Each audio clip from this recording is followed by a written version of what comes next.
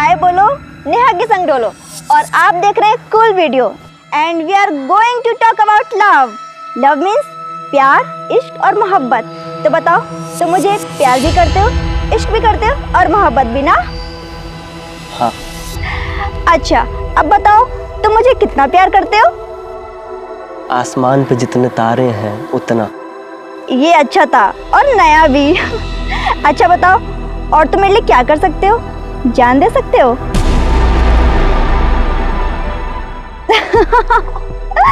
I'm just joking। तो आप देख रहे हैं कूल वीडियो नॉटी नेहाज नौटंकी। And now Ramesh, Ramesh, Ramesh, Ramesh.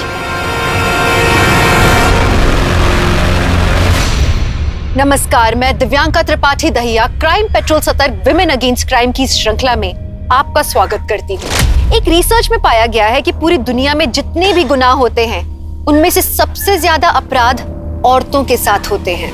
कभी आपने सोचा है ऐसा क्यों होता है? क्यों औरतों को ज्यादा शिकार बनाया जाता है? औरतों के साथ जोर जबरदस्ती करने वाले मर्दों को क्यों ऐसा लगता है कि उन्हें पुरुषार्थ का सर्टिफिकेट मिल गया? इसके लिए सिर्फ पुरुष प्रधान मानसिकता दोषी है या कुछ और?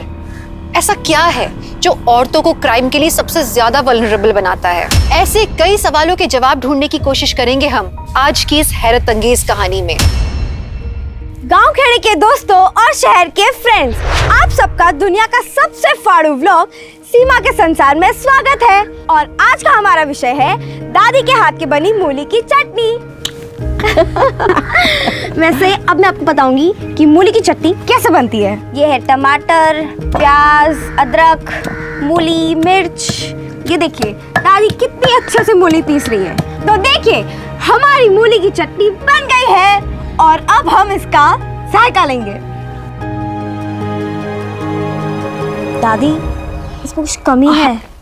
मैं चखती हूँ। इमली तो डाली नहीं। तो डालिए ना। लेकिन इमली है कहाँ? लो, इसे कहते हैं सीमा के संसार में कांड हो जाना। शहर में तो लोग फोन से या मॉल जाके ले आते हैं, पर हमारे गांव में हम खुद पेड़ से तोड़कर इमली लाते हैं। अरे सीमा बिटिया, सुन सुन सुन।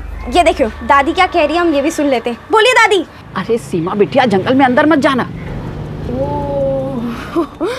अगर हम जंगल में गए और कोई जानवर आ गया तो सोचो हमारा व्लॉग और वेट हो जाएगा।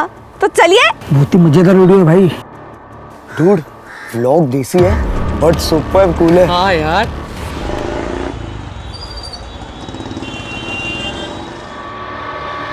नमस्कार सर जी। चंदन सेठ, आप और यहाँ बैठिए। अरे सर जी, आप तो हमारे भगवान हैं, हम आपके पुजारी हैं। अब पुजारी मंदिर नहीं जाएगा तो और कहाँ जाएगा? प्रसाद भी लाया हूँ, भोग चढ़ानी। बस आपका आशीर्वाद हम पर बना रहे। टैक्स डिफॉल्टर का जो केस चलाया ना आपने मेरे खिलाफ, उसे वापस लीजिए। सारे सबूत डिस्ट्रॉय कर दीजिए।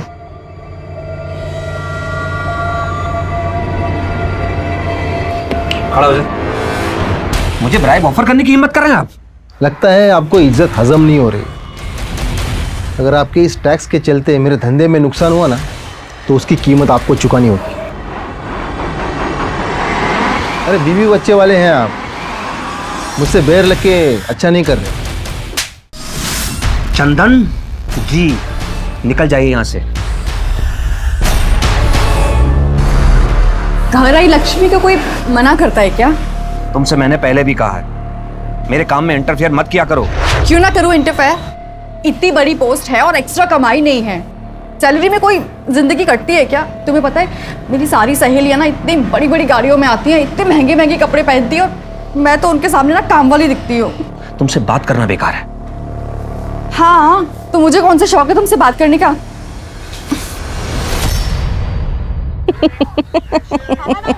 क्या बात है, बड़ी मुस्कुरा रही है। देखी ना, हमारी बिटिया कितनी प्यारी लग रही है। हाँ, वीडियो भी तो कितना शानदार लग रहा है? यही दिमाग अगर पढ़ाई लिखाई में लगाया होता तो? हमें पढ़ाना लिखाना नहीं है उसे, कोई डॉक्टर या इंजीनियर नहीं बनाना है। ऐसा है गृह मंत्री जी, अपनी सीमा को ना फिल्म डायरेक्टर बनाना है। डैडा, मुझे डांसर बनना है, मुझे सालसा क्लास ज्वाइन करना है। आपको पता है फीस कितनी है? 75,000। क्या जरूरत है इतना पैसा खर्च करने की? डैडा, वहाँ बहुत सारे सेलिब्रिटीज आते हैं और उनके थ्रू मुझे किसी रियलिटी शो में पार्टिसिपेट करने का मौका मिल जाएगा। प्लीज। बेटा, पैसे जो है ना वो पेड़ पर नहीं लगते। आप अभी छोटे हो, समझोगे नहीं। अब मेरा पेशेंस खत्म हो रहा है। मुझे ही कुछ ऐसा करना पड़ेगा जैसा मैं चाहती हूँ वैसा, और डाई वाली सिचुएशन। मॉम, मैं करती हूँ बात। डैड सालसा क्लास की फीस देने से मना कर रहे हैं। अच्छा, मैं करती हूँ तेरे कंजूस डैडी से बात।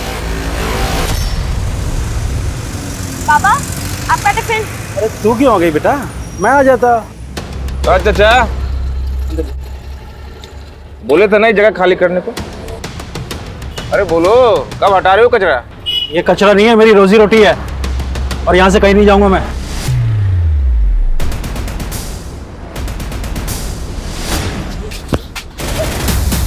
पापा, क्यों मारा मेरे पापा को? प्यार से बोला था ना। वरना और भी तरीका है हमारे पास। क्यों रे, बता चाचा को, बता। लब, या तो ये जगह खुद खाली कर, नहीं तो तेरी बेटी से शादी कर ये जगह दहेज में ले लूंगा। खबरदार, अगर मेरी बेटी की तरफ आग उठाकर भी देखा तो। सदा चमचे। क्या क्या तुमने? पापा, अब देख तो। चुपचाप जगह खाली कर।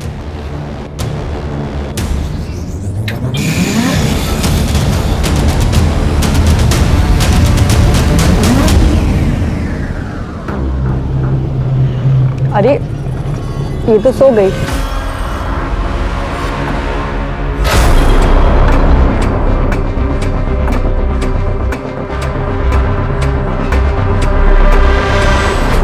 अरे ये बीच रोड पे कौन?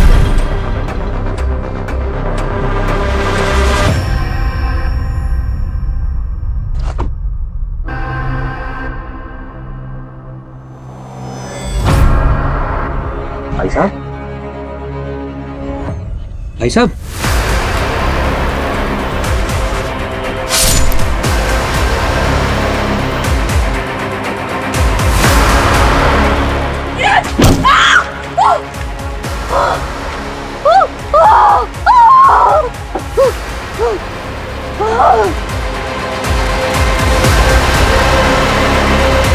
मम्मी, मम्मी क्या हुआ? मम्मी।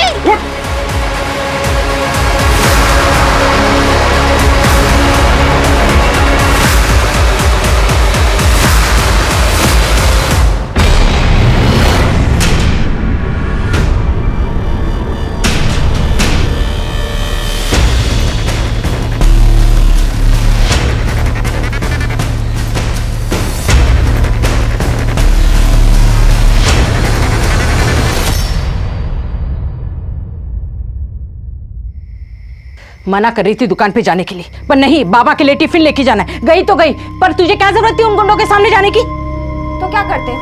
कोई बाबा को मारते रहे और हम अंदर छुपकर देखते रहे। अब तुझे ये समझाना पड़ेगा, जवान होती लड़कियां माँ बाप के लिए कितनी बड़ी कमजोरी होती है।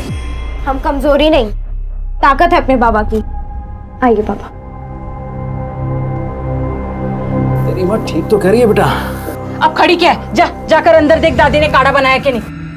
तो गांव खेड़ा के दोस्तों और शहर के फ्रेंड्स, सीमा के संसार में आप सबका फिर से स्वागत है। माँ बाप कभी भी ज्ञान दे सकते हैं, उनका ज्ञान तो कभी खत्म ही नहीं होता। पर अब हम ज्ञान से दूर जाते हैं और देखते हैं कि दादी काढ़ा कैसे बना रही है। काढ़ा रेडी? अरे खाक रेडी है, ना तो अजवाइन है और ना ही लौंग।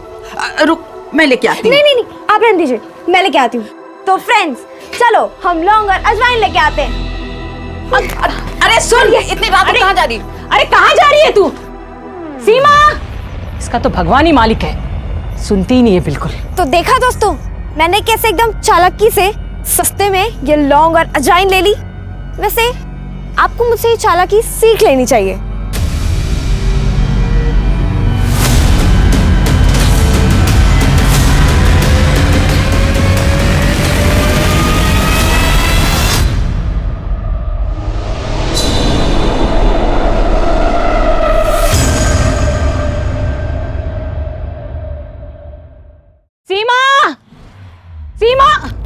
कहाँ रह गई ये लड़की? सीमा, कितनी बार कहा सीमा।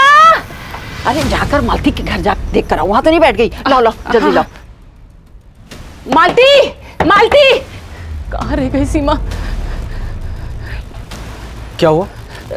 सीमा यहाँ आई है क्या? यहाँ तो नहीं आई। सीमा कहाँ गई होगी? सीमा, सीमा, सीमा, दुकान गई थी ना? मैं दुकानदार से पूछ के आता हूँ। सीमा, सीमा, सीमा, कहाँ गई सीमा? मिली? इधर भी कहीं नहीं है। अरे वो दुकानदार तो कहता है वो बहुत देर पहले चली गई। वहाँ पे भी नहीं है। कहाँ गई? अरे गांव में नहीं, कहीं वो जंगल की तरफ। एक मिनट, मैं अमित जी को फोन करता हूँ, बहुत भले मानस है वो। जंगल के बारे में उनसे ज्यादा किसे पता होगा? सीमा, हाँ बिजू बोलो। मेरी बेटी सीमा नहीं मिल रही है, पूरा गांव छान मारा, कहीं दिखाई नहीं दे रही हो। मेरी तो जान हलक में अटक गई है। कहीं वो जंगल में। अरे ऐसा कुछ नहीं है भाई, यहीं कहीं होगी, आ जाएगी बिटिया।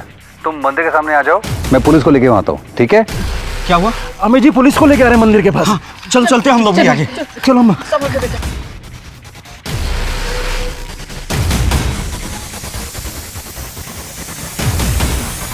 मैंने पुलिस को इन्फॉर्म किया, पुलिस आती होगी।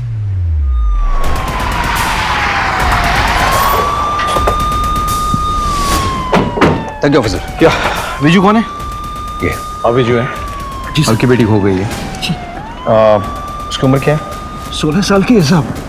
दुकान से सामान लेने गई थी, दुकानदार और ग्राहकों ने बताया कि वो सामान लेके चली गई, लेकिन अभी तक घर नहीं आई। ऑफिसर, यहाँ पर कुछ दिनों से एक नरभक्षी बाघ घूम रहा है। हमने 2 बार कोशिश की उसको पकड़ने की, लेकिन अभी तक हम लोग सक्सेसफुल नहीं हो पाए। So please be careful.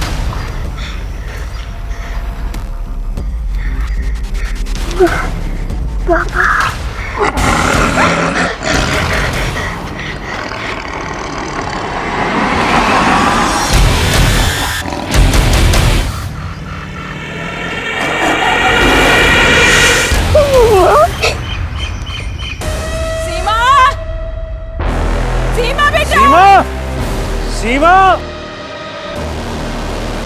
क्या कहा?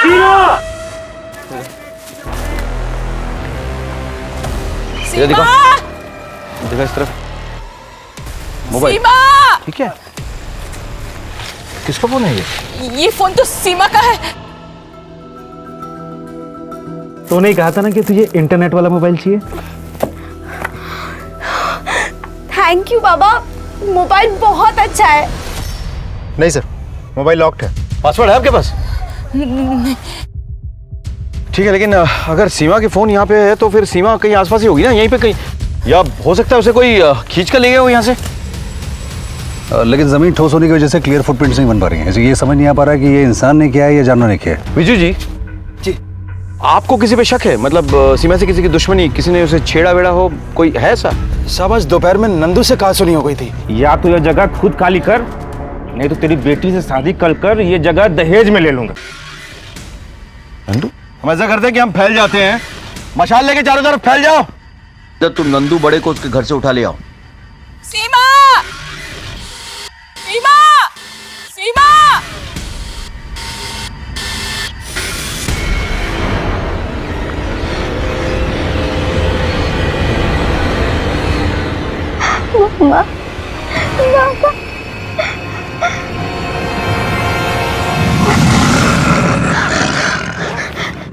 एक तरफ जवान लड़की सीमा के खो जाने से पूरे गांव में सनसनी फैल गई। लोग तरह तरह की बातें करने लगे। दूसरी तरफ जंगल के जानवरों और शेर के कारण गांव में आतंक का माहौल मचा हुआ था और निकिता आदमखोर शेर और जानवर जैसे लोगों से बचने के लिए रात के अंधेरे में सुरक्षित स्थान पर पहुंचने की कोशिश कर रही थी। और सीमा का क्या हुआ था? वो कहां और किस हालत में थी? सर, फॉरेंसिक टीम से सीमा का मोबाइल अनलॉक करवा लिया है। वंडरफुल। ये लास्ट वीडियो। इसमें तो लग रहा है कि सीमा घर को लौट रही है, हाँ? और फिर वहां से वो जंगल की तरफ चली गई। सर, मोबाइल गिर गया, ये तो समझ में नहीं आ रहा है। सिर्फ इतना कि जो कुछ भी हुआ उसके साथ वो दुकान से लौटते और घर वापस जाते वक्त। जी। हाँ? और कोई वीडियो है क्या? एक और है सर। अरे लाज रख। अरे वो डाल, इसको पीछे डाल। ये वीडियो सीमा के मोबाइल में कैसे? हैं? सीमा ये क्या कर रही थी? कौन सी जगह ये? सर देख के तो पुराने टीले के पीछे वाला हिस्सा लग रहा है। अच्छा, एक और बात सर, इस नंबर से सीमा को बार बार कॉल्स आ रहे थे। इस नंबर पे डिटेल निकालो चल और एक टीम बनाओ। हम इस पुराने टीले के पीछे जो ये अड्डा है, इस पे तुरंत हवा बोलेंगे।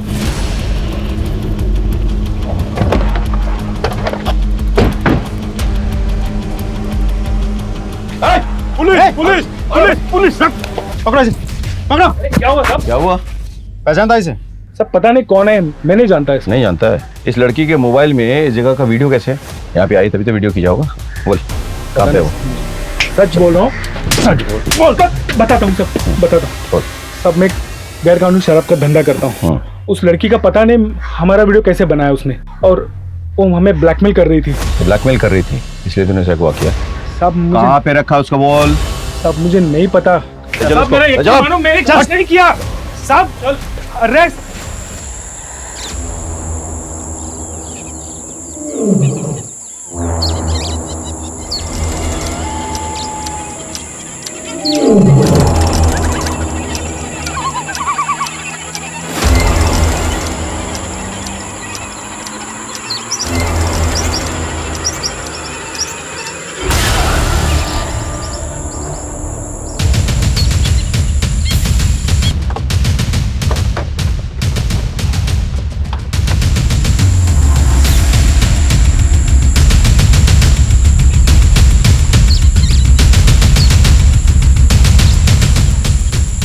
सर हालत देख के तो लगता है किसी जंगली जानवर ने नोच खाया इसे। यकीनन कोई दूर से लाश को घसीट के लाए यहाँ पे।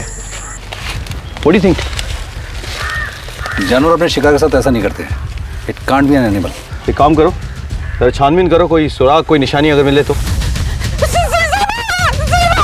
सीमा,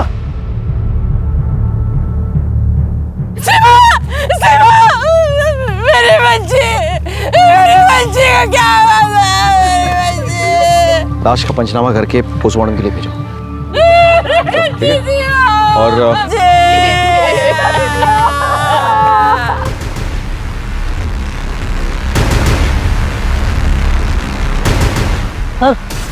चश्मा मिला।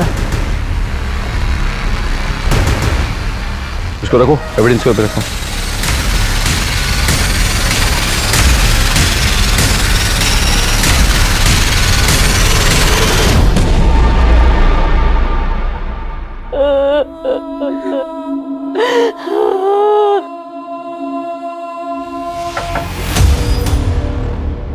माफी चाहूंगा लेकिन हमें अपना काम तो करना ही होगा। हमें सीमा के सामान की जांच करनी होगी। अंदर चेक करो। सर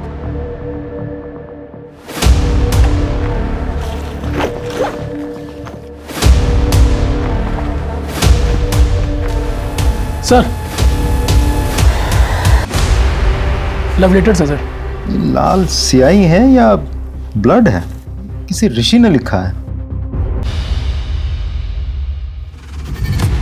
सीमा को कैसे जानता है? वो सर हमारे गांव से थी सर। मैं बहुत प्यार करता था सर उससे। मैंने बहुत कोशिश की सर, लेकिन वो मेरे प्यार को कभी समझ ही नहीं पाए सर। तेरे हाथ में ये क्या निशान है? वो सर मैं अपने खून से सीमा को लव लेटर लिखा करता था।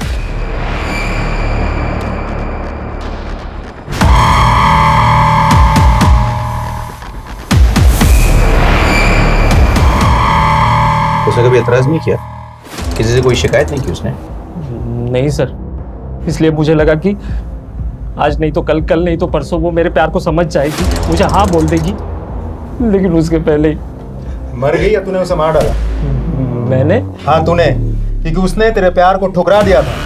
और जो इंसान अपने खून से लव लेटर लिख सकता है ना किसी को, वो खून भी कर सकता है। समझ में आया? नहीं सर, मैं किसी को नहीं मार सकता सर। मैंने सीमा को नहीं मारा सर। संदीप, दूसरा तरीका अपनाओ। चल सच बोल। सर मैं सच बोल रहा हूँ, सच बोल रहा हूँ सर, सच बोल रहा हूँ सर।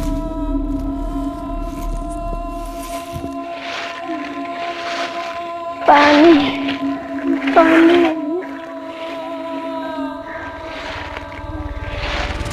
चश्मा किसका हो सकता है? सीमा के मर्डर के 2 सस्पेक्ट्स को हम जानते हैं, शी और जायसवाल, दोनों चश्मा नहीं लगा। फिर तीसरा कौन है? हाँ, हमें डायरी मिली है सर। उसने इस डायरी में लिखा है कि वो अपनी सुनीता दीदी की असमय मौत से काफी सदमे में थी। वो उसे नेचुरल डेथ नहीं मानती थी और वो इस मौत का सच जानना चाहती थी सर। एक बात और सर, किसी ने इस डायरी से एक पेज फाड़ा है। सीमा की डायरी का एक पेज फटा हुआ था, वो किसने और क्यों फाड़ा और क्या था उस पेज में? सीमा डायरी लिखती थी ये तो पता है, पर वो पन्ना किसने और क्यों फाड़ा ये नहीं पता सर। सुनीता कौन है? सीमा की करीबी दोस्त, दोनों में बहुत बनती थी। सीमा तो उसे अपनी दीदी ही मानती थी, पर कुछ दिन पहले ही उसका स्वर्गवास हो गया। आप सुनीता के हस्बैंड हैं? जी साहब, प्रणाम। सुनीता की मौत कैसे और कब हुई? जी, सुनीता बहुत दिनों से बीमार थी और ऐसे में ही वो प्रेग्नेंट हो गई थी। सुनीता, तुम मेरी बात समझ ही नहीं रही हो। देखो देखो, हमारे ऑलरेडी 2 बच्चे हैं, फिर तीसरे बच्चे के लिए तुम अपनी जान जोखिम में क्यों डाल रही हो? जरा ठंडे दिमाग से सोचो, गिरा देते हैं इसे। मतलब हम अपने ही बच्चे को गला घोंट के मार डालें? नहीं कर पाऊंगी मैं ये, मुझसे पाप नहीं होगा। सुनीता की कोख उसके बच्चे का बोझ उठा नहीं पाई सर, और कुछ ही दिनों के बाद वो भी स्वर्ग सिधार गई। सीमा ने अपनी डायरी में ऐसा क्यों लिखा कि उसे सुनीता की मौत पे शक है, कि सुनीता की मौत जो है वो नेचुरल नहीं है? ऐसा क्यों लिखा उसे? वो सब तो वो ही जाने, मुझे इसके बारे में कुछ भी पता नहीं। सर, पूछताछ में पता चला कि सीमा की एक क्लासमेट है सर, सपना। अच्छा। दोनों में बहुत अच्छी दोस्ती थी सर, लेकिन घटना के अगले ही दिन सपना अपने मामा के घर चली गई और उसका फोन भी स्विच ऑफ आ रहा है। सपना के मामा का एड्रेस क्या है? इंदौर में लोहा मंडी के पास। एक काम करो, वहाँ के लोकल स्टेशन में खबर करो, उनसे कहो कि वो सपना के मामा के एड्रेस में जाए, सपना से बात करें और सीमा के मौत के बारे में कुछ डिटेल्स निकाले। सर, फॉरेंसिक एक्सपर्ट भी आ गए हैं सर अंदर। बोला केविन। सीमा को बेहोश किया गया, फिर उसका रेप हुआ है। रेपिस्ट की कोई निशानी मिले, मतलब जिसको हम सस्पेक्ट के साथ टैली कर सकें? सिर्फ सीमेंट ट्रेसेस तो नहीं मिले और बॉडी पर कोई स्ट्रगल के निशान भी नहीं है। सीमा को ऑलरेडी क्लोरोफॉर्म देकर बेहोश किया गया, उसके बाद उसका रेप हुआ जी, और रेपिस्ट ने कॉन्डोम भी यूज़ किया था और किसी शार्प ऑब्जेक्ट से उसकी बॉडी को चीर कर उसमें से लंग और किडनी बाहर निकाले गए। वो वैश्यपन उसी ने किया होगा। किसने? सीमा का चचे ना पाए। सोनू दिमागी रूप से ठीक नहीं था, 1-2 बार तो उसने मेरे साथ जबरदस्ती करने की कोशिश की। किसी तरह मैंने अपने आप को बचाया। इसकी शिकायत मैंने सासू माँ से भी की थी, उन्होंने कहा घर की बात घर में ही दबाए रखो। 1 साल पहले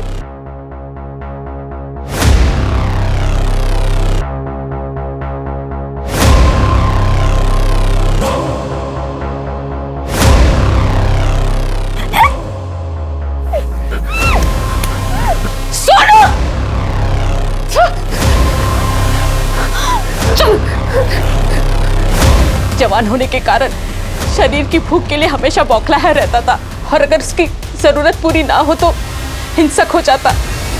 की तरह करता वो। उस दिन सासू माँ से बात करके हमने ही तय कर लिया और अपना अलग घर बसा लिया। सीमा से भी कह दिया था कि इसके बारे में किसी से भी कुछ भी ना कहे। मैं मानता हूँ कि मेरे बेटी की हालत ठीक नहीं है, लेकिन वो सीमा के साथ ऐसा कभी नहीं कर सकता है। पहले घर तोड़ा और अब हमारी पुश्तैनी जमीन हड़पना चाहती है। अच्छा, तो इसीलिए कोर्ट केस चल रहा है? जी। रत्ना अच्छी औरत नहीं है, न उसके कोई आगे है न पीछे है। पता नहीं इस गांव में कहां से आ गई। स्कूल में नौकरी करती थी, वो अपना शर्मा टीचर है ना, उसने रखवाया था। बीजू उसके यहाँ आया जाया करता था, दोनों दोस्त थे। वहीं पर दोनों की आंखें लड़ गईं और बीजू अपना लट्टू हो गया। शादी के बाद पत्नी और माँ के साथ बीजू अलग रहने लगा। मैंने कभी कुछ नहीं कहा। आज जो हमारे मासूम बेटे के ऊपर रत्ना कर रही है, इसके ऊपर इल्जाम लगा रही है ना, ये ठीक नहीं है। ये बताइए कि सीमा के मौत के वक्त आप कहाँ पे थे? मैं सोनू की इलाज के लिए शहर गया हुआ था। ठीक है,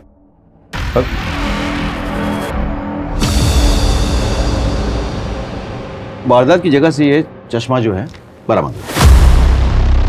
हम एक शख्स से मिलने गए जो कि सीमा के रिश्तेदार हैं, नाम है सखाराम।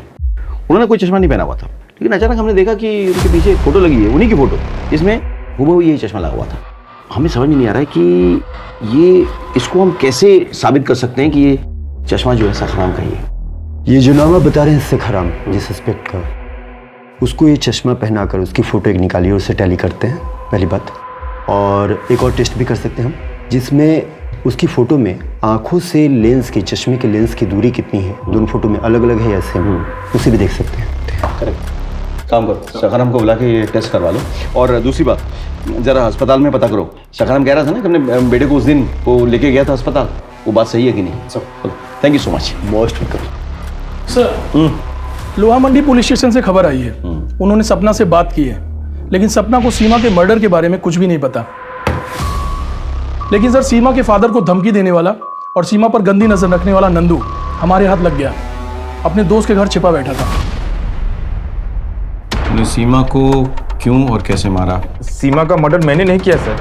सीमा का मर्डर तो नहीं किया, इसलिए मर्डर करने के बाद तो अपने दोस्त के वहाँ छुपा बैठा था। सर, सीमा के पिताजी से थोड़ी कहा सुनी हो गई थी, मुझे पता था कि आप लोग मुझ पे शक करेंगे, इसलिए छुपा बैठा था। संदीप, चल सच बोल। सर, माँ बाप की कसम खाकर बोलता हूँ सर।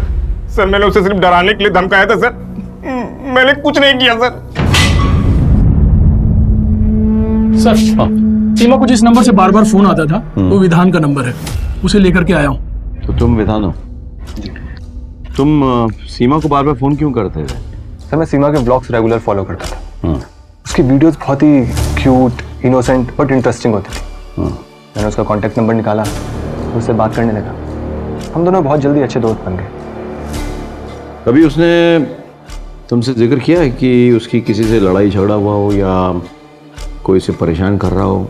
उसने एक बार मुझसे कहा था कि वो किसी को एक्सपोज करना चाहती, और उसमें उसने मेरी मदद भी मांगी थी। किसी मदद? सर, मैं जर्नलिस्ट हूँ, एक अखबार के लिए काम करता हूँ। तो वो मेरी अखबार में एक न्यूज़ देकर किसी का पर्दाफाश करना चाहती थी। किसका पर्दाफाश? सर, डॉक्टर शुक्ला, गायनोकोलॉजिस्ट है। इनको पहचानते हो? नहीं, कौन है ये? सीमा। सर, मैं किसी सीमा नाम की लड़की से मिला नहीं। सच तो यह है कि सीमा आपके सारे काले करतूतों का भांडा फोड़ने वाली थी। आपको इस बात की भनक लग गई, आपने उसका मर्डर कर दिया। मैं सच ही बता रहा हूँ, इससे मेरा कोई वास्ता नहीं। मैं एक इज्जतदार डॉक्टर हूँ। सर प्लीज़, कुछ इल्ज़ाम लगाने से पहले सोच लीजिए। संदीप सर, सपना इसी एरिया में अपने मामा के घर आई हुई ना? जी सर। मुझे समझ नहीं आ रहा पुलिस मेरे पीछे क्यों पड़ी है। मैं तो सीमा की सिर्फ क्लासमेट थी, उसके साथ ये क्यों हुआ, कैसे हुआ, मुझे कुछ नहीं पता। तुम नहीं चाहती हो कि सीमा को न्याय मिले? उसके साथ जो वहशीपना हुआ वो किसी और के साथ भी हो सकता है ना? सर, मुझे सच में कुछ नहीं मालूम।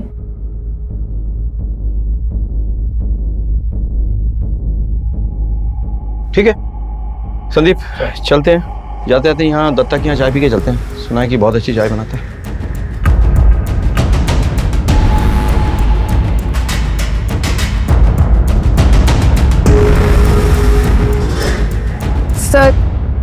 सर, मैं सबके सामने नहीं बता सकती सर। सीमा की मौत के बाद मेरे माँ बाप बहुत घबरा गए थे, इसलिए उन्होंने मुझे मामा के घर भेज दिया। मुझे आपको 2 बातें बहुत ज़रूरी बतानी है। कौन सी 2 बातें? ऋषि सीमा के लिए दीवाना था। एक बार उसने सीमा को एसिड लेके धमकाया था। ए, सीमा, अगर तूने मुझे हाँ नहीं बोला ना तो ये देख, एसिड फेंक दूंगा मुंह पे, चेहरा बिगाड़ दूंगा तेरा, समझी ना? दूसरी बात क्या है? सीमा ने उसकी माँ को शर्मा टीचर के साथ देख लिया था।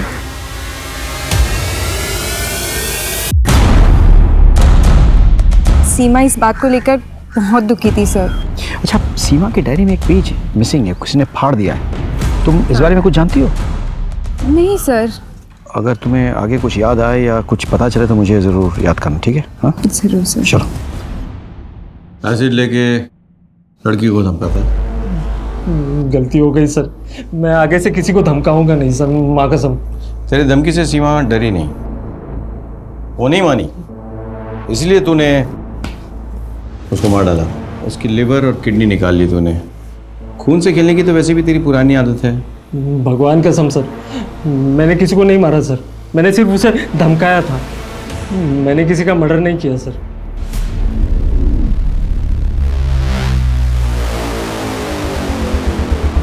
सर वायरलेस पे मैसेज आया, जंगल में एक डेड बॉडी मिली है।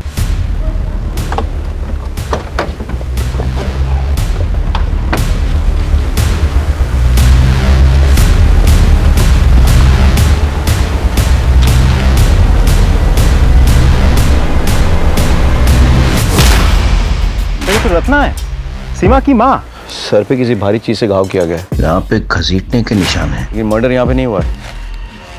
इसकी बॉडी को घसीट के लाया गया है। चारों ओर देखो जरा, कोई निशानी विशानी मिले तो। लाश का पंचनामा करके पोस्टमार्टम के लिए भेजो। सर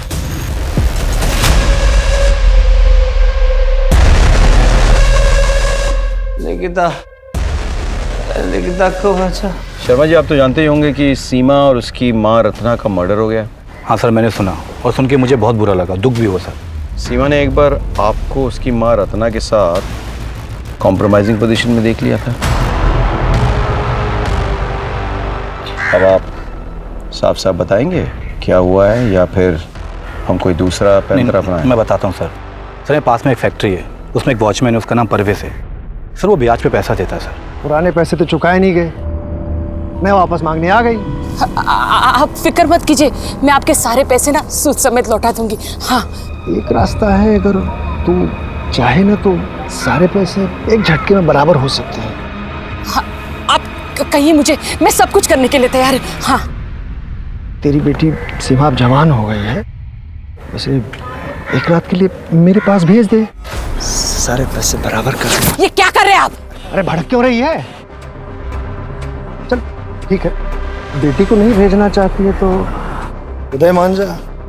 बेटी से था कि एक बार में बराबर हो जाता, तेरे से 8-10 बार में बराबर कर लूंगा। अभी भी मान जा, आजा। हट हट। अरे हटते तो सर फोड़ दूंगी तेरा। भड़क क्यों रही है? और कान खोल के सुन ले, मेरी बेटी की तरफ आंख उठा के भी देखा ना तो तेरी आंखें नोच लूंगी मैं। सर वो रत्ना मुझे परवेज की बदतमीजी के बारे में बता रही थी, काफ़ी रो रही थी सर। मैं उसे समझा रहा था, उससे हौसला दे रहा था।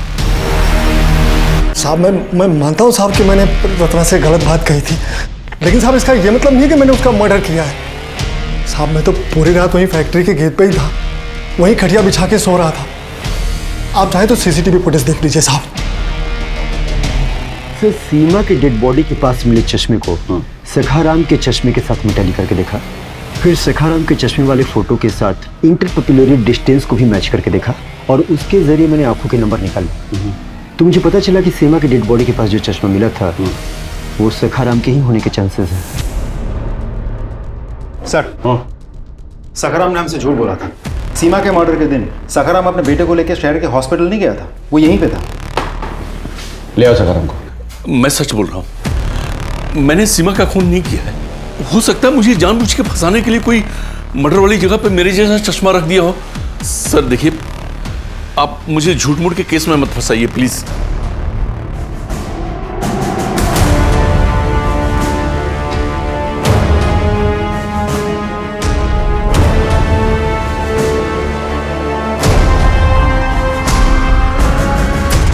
कुछ समझ में नहीं आ रहा है, कुछ तो मिसिंग है, कुछ तो मिसिंग है। माँ बेटी दोनों का मर्डर होता है, लेकिन बेटी के साथ रेप और उसकी बॉडी म्यूटिलेट की जाती है, लेकिन माँ के साथ ऐसा नहीं होता है। लेकिन सर अभी भी मुझे एक बात समझ में नहीं आ रही, दोनों मर्डर किसी एक ही कातिल ने किया है या अलग अलग कातिलों ने? ये मुझे सर, हाँ सीमा के मोबाइल से एक वीडियो विधान को भेजा गया था। अच्छा। पर वो डिलीट कर दिया गया था, इसलिए तब पता नहीं चला, लेकिन साइबर सेल ने उस वीडियो को रिट्रीव किया सर। देखिए, आपके पेट में पल रही बच्ची का सेक्स एस्टिमेशन टेस्ट मैंने करा लिया था। वो लड़का नहीं लड़की है, लेकिन आप चिंता मत कीजिए, आपके पेट में पल रही बच्ची को कहीं गिरवा देंगे। सर ये डॉक्टर श्रीवास्तव हैं।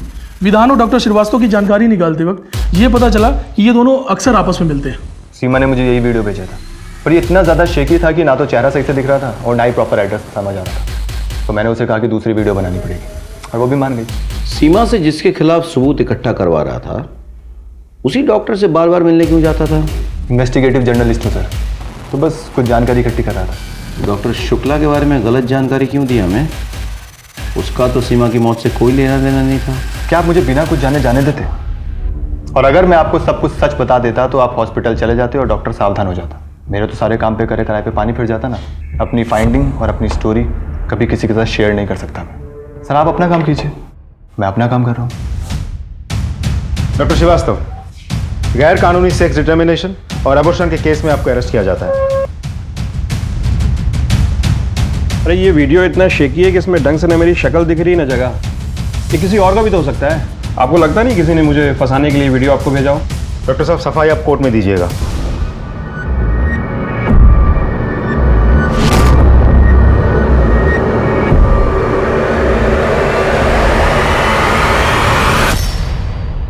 सस्पेक्ट नंबर 1 नंदू, जिसके पास गलत ही सही लेकिन वजह भी है और काबिलियत भी। सर नंदू मर्डर तो कर सकता है, लेकिन डेड बॉडी को इतनी बेरहमी से नोचेगा क्यों? हमें भटकाने के लिए। सस्पेक्ट नंबर 2 शाकाराम, उसके बेटे ने सीमा और उसकी माँ की इज्जत के साथ खिलवाड़ किया था। उसको डर था अगर ये बात सामने आ जाती तो समाज में उसकी बदनामी होती, और वैसे भी उसकी नज़र उनकी प्रॉपर्टी पे थी और डेड बॉडी के पास से भी तो हमें इसका चश्मा मिला था। यानी कि ये है हमारा prime suspect. Sir suspect number 3 Jaiswal, अवैध शराब वाला। लेकिन इसके खिलाफ एक वीडियो के अलावा हमारे पास कोई और पुख्ता सबूत नहीं है। इसने खुद कहा है कि सीमा उसे ब्लैकमेल करने की कोशिश कर रही थी। और ओम हमें ब्लैकमेल कर रही थी। अरे जायसवाल जैसे आदमी के लिए इतना काफी नहीं है क्या सीमा का मर्डर करने के लिए? सस्पेक्ट नंबर 4 ऋषि, एक तरफा प्रेमी जो एसिड लेके सीमा को धमकाया था। करेक्ट। और सस्पेक्ट नंबर 5 है हमारा इन्वेस्टिगेटिव जर्नलिस्ट विधान, जो हमें शुरू से गुमराह करने की कोशिश कर रहा था। ऐन मुमकिन है कि ये विधान सस्पेक्ट नंबर 6 डॉक्टर श्रीवास्तव के साथ हो गया और दोनों ने मिलकर सीमा की हत्या की। एक और बंदा है परवेज। सर परवेज ने रत्ना को धमकाया था, लेकिन उसके पास सीसीटीवी फुटेज है अपनी बेगुनाही साबित करने के लिए। एक काम करते हैं, सीसीटीवी फुटेज फिर से देखते हैं। हाँ सर, निकाल। ये सर होल्ड करो, रिवाइंड करो, रिवाइंड करो। हाँ बस बस बस बस बस बस। ये देखो, देख रहे हो, ये गंजा है, लेकिन परवेज के सर पे अच्छे खासे बाल हैं। सच बोल, सच बोल, बोल सोनिया, ये सच है साहब की सीसीटीवी के सामने मैंने अपने एक दोस्त को लिटाया था साहब, लेकिन मैं रत्ना का मर्डर करने नहीं गया था साहब। मैं अपनी जामिया को मिलने उसके अड्डे पे गया था साहब। पुलिस के पास 1-2 नहीं बल्कि 7-8 संदिग्ध अपराधी थे और इन सब के पास कत्ल करने का गलत ही सही पर कोई ना कोई मोटिव था और इन सब ने पुलिस इन्वेस्टिगेशन के दौरान झूठ बोला था। सब कुछ ना कुछ छुपा रहे थे और कोई पुख्ता सबूत न मिलने के कारण पुलिस किसी भी 1 या 2 इंसान पर जीरो डाउन नहीं कर पा रही थी। तभी अचानक कुछ ऐसा हुआ जिसने पूरे जांच पड़ताल की दिशा ही बदल दी। जैन सर। इंस्पेक्टर, हाईवे पर एक इनकम टैक्स ऑफिसर नीरज और उनकी वाइफ पर जानलेवा हमला हुआ है। दोनों बच गए हैं, लेकिन उनकी बेटी गायब है। शायद आपके एरिया में आई हो, या हो सकता है हमलावर उसे लेके जंगल में छुपे हों। एक काम करो, आसपास के सारे एरियाज में छानबीन करो। Right sir, right. Income tax officer Neeraj और उनकी बीवी पे हमला हुआ है। बच्ची और गाड़ी दोनों गायब है। सर जहां हादसा हुआ था वहां एक सीसीटीवी लगा है। उसकी फुटेज लाया हूं। लगाओ।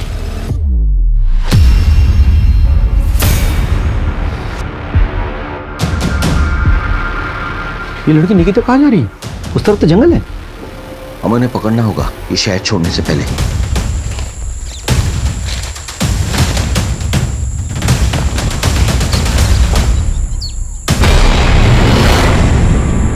जिन लोगों ने इसके माँ बाप पर हमला करके गाड़ी चुराई है उन्होंने ये करतूत की होगी। शहर का हर गली कुचा छानो, सीसीटीवी फुटेज निकालो, हर गराज, हर सेकेंड हैंड कार डीलर को चेक करो।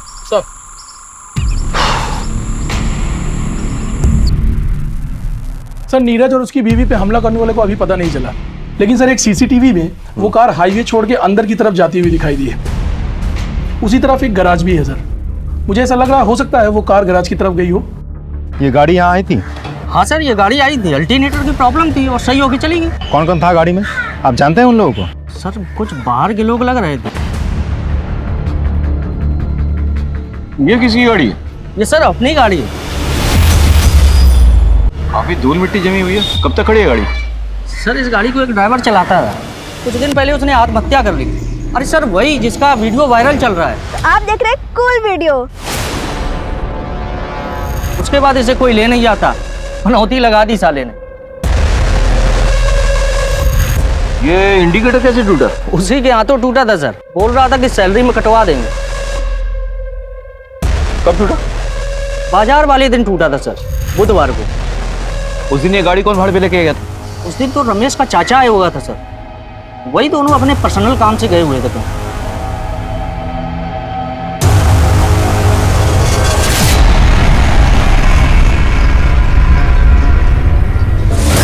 Sir chloroform.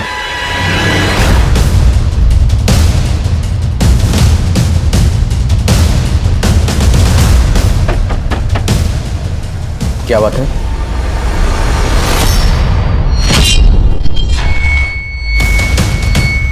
अरे पुरानी किताबें हैं पढ़ने के लिए, वैसे। सर ये किताबें देखिए।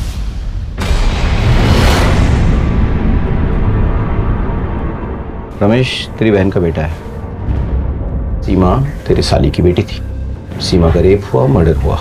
वारदात की जगह से रमेश की गाड़ी की टेल लाइट मिली और तेरा चश्मा। और बाकी की कहानी तू अपने मुंह से बताएगा या फिर ये तेरे हलक से निकलेगा? मुझे बच्चा नहीं हो रहा था, हम बहुत परेशान थे साहब। हम एक तांत्रिक बाबा के पास गए, उसने मुझे गुप्त मंत्र दिया और ये किताबें दी। उसने कहा कि इसमें संतान प्राप्ति के जो कर्मकांड लिखे हैं वो पूरा करो, फिर संतान का योग बन जाएगा।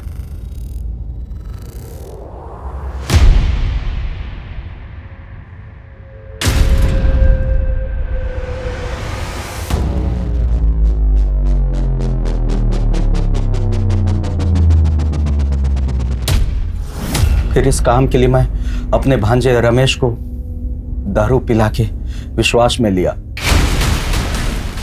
सीमा को पहले बेहोश किया, उसने सीमा को अगवा किया, फिर एक घने जंगल में लेकर और अपनी हवस की भूख मिटाई, फिर उसे मार दिया। फिर उसका किडनी और लीवर लाके पूछी थी, लेकिन बाद में उसे बहुत पश्चाताप हुआ और इसी पछतावे में आके वो अपनी जान दी थी। रत्ना को क्यों मारा? उस दिन हम तांत्रिक के कहे अनुसार सीमा के लीवर किडनी का कर्म कांड कर ही रहे थे, तभी अचानक रत्ना आ गई। अरे दीदी, दीदी सुनो, सीमा ने मुझसे कहा था कुछ दिन पहले तुम लोगों का एक तांत्रिक से मिलते और कर्मकांड की बातें करते हुए सुना था। उसने ये सब अपनी एक डायरी में लिखा था। जब मैंने वो पढ़ा तो मैंने वो पढ़ना फाड़ दिया और उसे कहा कि अपनी मौसी और मौसा के बारे में ऐसे मत लिखो। ये कपड़ा